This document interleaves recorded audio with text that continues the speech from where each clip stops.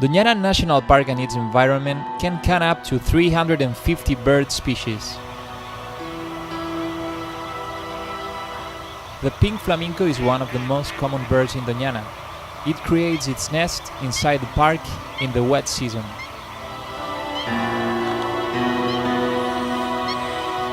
They tend to nest in La Laguna de Fuentepiedra, Málaga, or the Odiel Marsh. Every day the parents will fly to Doñana to search for food. The Guadalquivir Delta hosts the biggest rice production in Europe.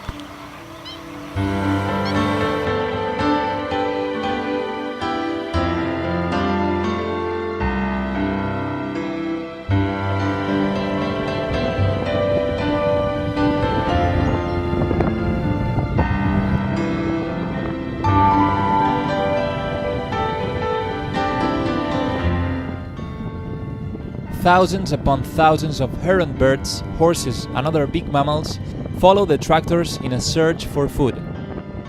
This glossy ibis disappeared from Doñana 40 years ago.